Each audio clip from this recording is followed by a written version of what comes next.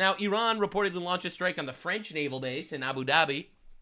Again, they're just striking literally whoever they can, but France is a little too gay to actually get involved. Now, yeah, I'm gonna do a little bit of a deep dive onto the military operations before we get to the terrorist attack in Texas. But just now, 4 B-2 bombers flew all the way to Iran yesterday to drop dozens of 2,000-pound penetrator bombs on Iranian ballistic missile facilities. That's right, we're cooking them. Learning new updates this morning on the historic mission executed by the U.S. and Israel in Iran. Senior U.S. defense officials tell Fox News that 4 B-2 bombers dropped dozens of 2,000-pound penetrator bombs on Iranian ballistic... And no mass civilian casualties, thank God. Again, I don't want the Iranian people to suffer either. I want the Iranian people to rise up and take their country back from these Islamist terrorist fucks.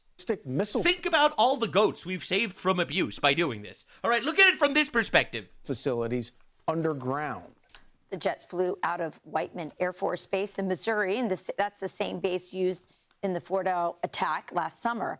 It was an 18-hour trip one way. The jets refueled along the way, and the B-2s have returned to the U.S. Plus, we are now getting our first update from CENTCOM this morning. Dude, that is insane, all right? Just think about the level of technical detail that went into this attack. Dude, Trump literally planned this shit for 6 months, and during those 6 months, he gave them the opportunity to make a deal.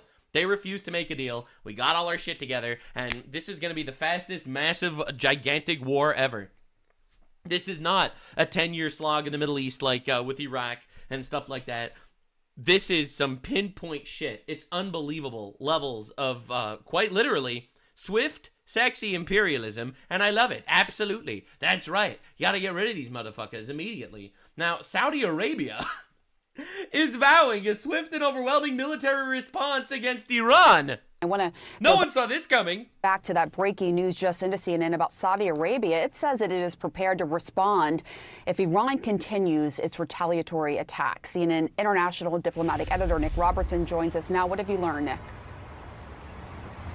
Yeah, this is a really new and big step by the Crown Prince here to authorize the possibility of Saudi response if Iran attacks Saudi Arabia again. He called their attacks yesterday and in the early hours of today cowardly. He said that these attacks by Iran were cowardly because Iran knew, the Crown Prince said, Iran knew that Saudi airspace was not being used to attack Iran, and this has incensed him. There have been attacks around the capital here that have been intercepted. There was an attack near a military airfield in the north of the country. There have been... Because again, Iran, let me remind you, terrorists. They're just bombing everyone around them. It's not like they hate Jews and Christians, sure, but they hate other denominations of Muslims as well. The Sunnis and the Shiites haven't been getting along at all. Attacks further east, much closer to the Persian Gulf, much closer to Iran. They've been repelled so far, but the Crown Prince has said that because of Iran's actions, he is putting the country, Saudi Arabia's security first, the safety of its territory, the safety of its citizens, the safety of its residents. Makes sense. He's putting those things first. And for it's almost like everyone that actually has to deal with Iran fucking hates them because they know that they're terrorists that start all this shit everywhere, all right? and all the people in the West, right, with nose rings and fat communists in California that are pro-Iran, it's almost like they're just willfully ignorant retards. That reason, he says, he is authorizing the right and the military here to respond if they are attacked by Iran. And also we heard from the Foreign Ministry here on their Twitter feed last night that the Crown Prince had a telephone conversation with President Trump. And in that conversation, the Crown Prince had full support from President Trump. This is how the Saudis were reporting it. Full support from President Trump for how they should respond. And this is yet another example of how Iran has turned these Gulf states here, these very powerful, militarily strong Gulf. They all fucking hate them. And the thing is, Saudi Arabia, Qatar even, the United Arab Emirates, for the most part, they want to flourish. Iran is a literal death cult. It's a literal terrorist death cult.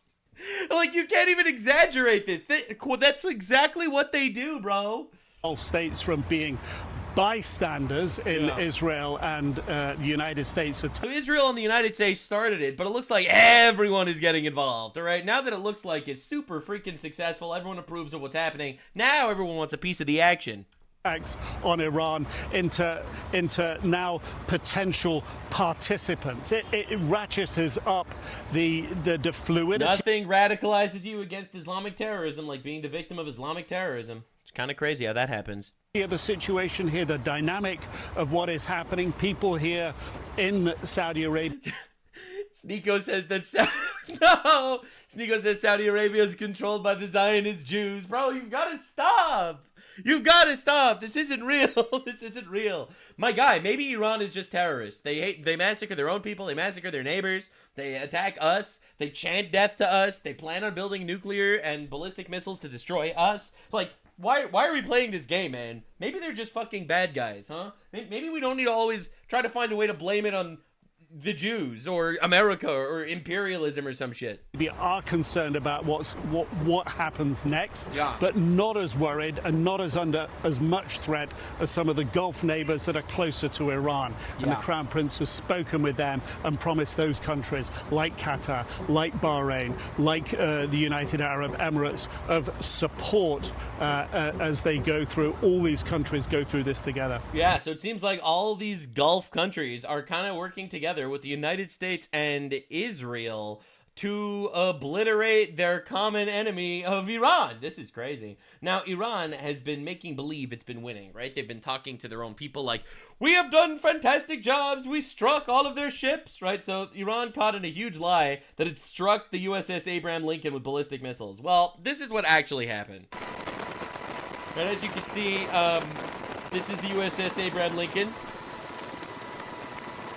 Not struck by missiles. As you can see, it's still not struck by missiles.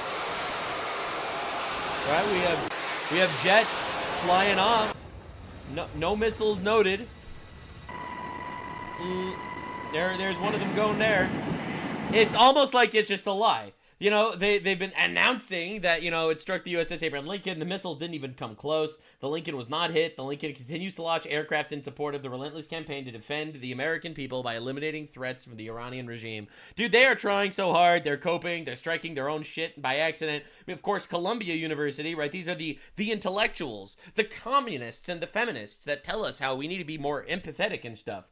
The Columbia University anti-Israel group, which is generally code these days for pro-terrorists, posts death to America after U.S. and Israel kill Khamenei. Like, are we serious, bro? Why do we have gigantic swaths of groomed NPC students chanting death to America on our soil? Like, this is insane. We need to squash this communist grooming from all of these universities. It's unbelievable. Now, in Austin, Texas, a CBS reporter was told, literally, do not focus on the pro-Trump protests.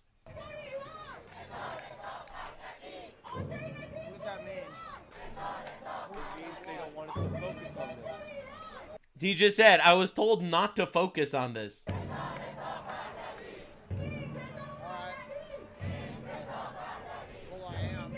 Well, I am. And essentially, a CBS reporter in Austin, Texas, being massively praised after refusing to follow a text message from his superior telling him not to focus on the massive crowd praising President Trump's actions in Iran. They don't want us to focus on this? Well, I am. It's insane. The media's flailing, trying to make believe this is like a deeply unpopular position. It's quite literally not. And everyone knows it. And that's the craziest part. Now, Adam Schiff, Democrat, complete retard, talks about how he wishes Khamenei was still alive and with us. The Ayatollah Khamenei led a regime that brutalized its own people, launched attacks around the world for almost 40 years. So is the president right to take him out? No, you're right about the Ayatollah. He was a brutal dictator. This is a murderous regime. Right. But at the same time, brutal dictator terrorist, okay? It posed no imminent threat of attack to the United States. We should have waited until they had ballistic missiles that had the capability of reaching us and delivering nukes. Good point, Adam Schiff. It's like he's not denying that they're threats. He's not denying that they hate us, that they're murderous, that they're evil, that they're trying to kill us. He's just saying it wasn't going to happen tomorrow, so Trump should wait until they're literally next door before actually getting involved. Now, I have a very biblical perspective of all this. if they're coming to kill you, you kill them first. We don't need to play this game. Or we don't need to wait until the retard draws his pistol and then we shoot him. All right? No, absolutely not. That's retard shit. Only a Democrat could possibly think like that.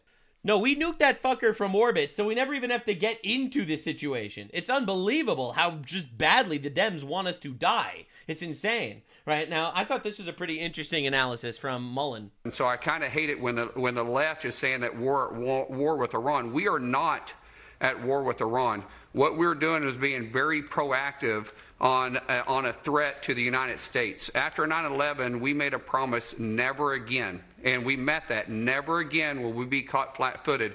And it wasn't a matter of if, it was a matter of when Iran was going to try to hit us with a nuclear weapon, but they already were developing the technology to deliver that. Not only did we destroy their nuclear ability during the 12-day war, but they were continuing to try to rebuild it. And then, Sean, they're working directly on their delivery system, and they could threaten all of our allies, all of our assets in the region. But more than anything, it was pretty evident they were trying to build a missile that could deliver it to the United States. They quite literally said that was their plan. I believe them, right? like I don't know why we need to play this game. They openly say, death to America. We're trying to build a nuclear weapon that we could deliver to America to destroy America. America's the great Satan. We hate them. We're going to kill them. In fact, they've killed hundreds of Americans. Why do we need to play this game with these people?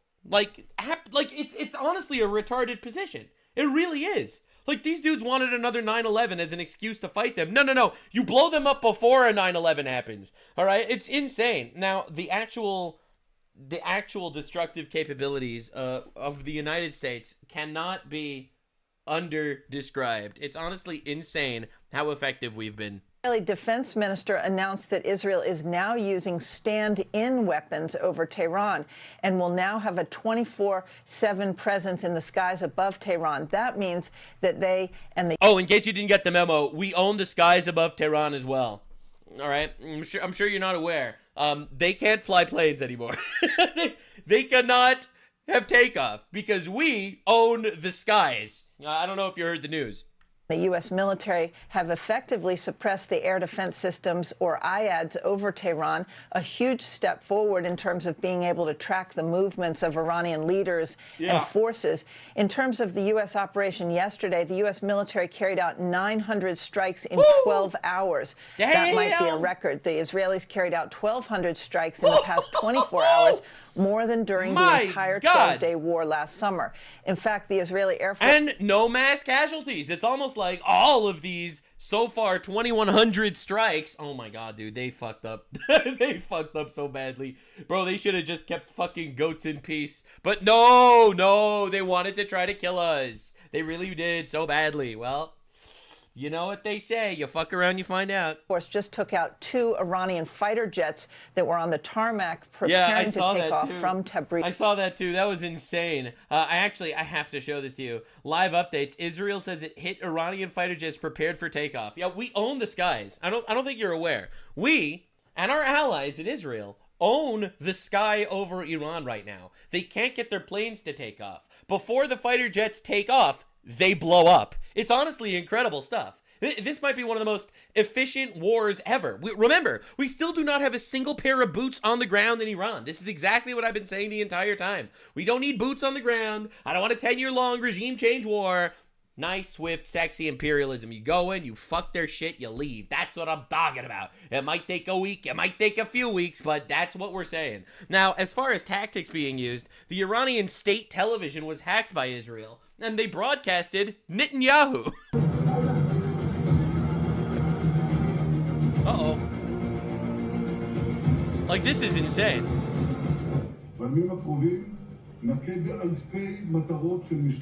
That's insane, bro. Blowing up their ships, we're hitting their things, we're hacking their TVs, we're putting Netanyahu there, we put Trump there too. Oh my god, with Persian subtitles, Farsi subtitles. To unleash the prosperous and glorious future Oh my God, that is insane. Iranian state TV hacked, showing a message from Donald Trump to the Iranians. This is wild. Now, for those of you that are unaware, this is a new position that recently opened up. Multiple reports now indicate the newly appointed Ayatollah has been killed in an airstrike. Now, this is the guy that replaced Khomeini, and he had the job for about a day. He had the job for about a day, and not a very loved position these days, it seems. Ayatollah are dropping like flies. Now, you're probably wondering who's next. Well, most likely to be next is the last Ayatollah, Khomeini's son. Ayatollah Khomeini's son was supposed to be next. Oh, never mind. Oh, he's dead. Khomeini's son, Mojtaba Khomeini, long been discussed potential successor, also eliminated. Man, this keeps happening. Man, holy shit. We fucking destroyed them.